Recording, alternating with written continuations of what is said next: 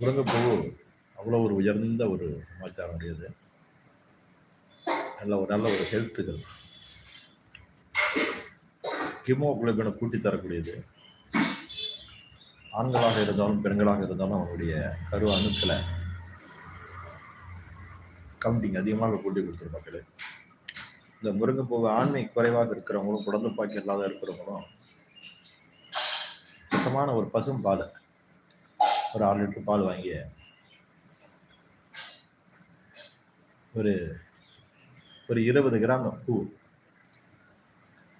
அப்படியே அதை உருவி போட்டு நன்றாக பாலில் அதை காய்ச்சி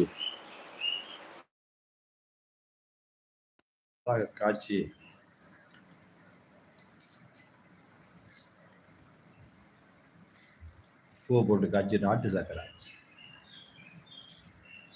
ஒரு 2 ஸ்பூனு நாட்டு சர்க்கரையை சேர்த்து அது சாப்பிட்டாங்கன்னா ஆண்மை பலம் 7 ஆணை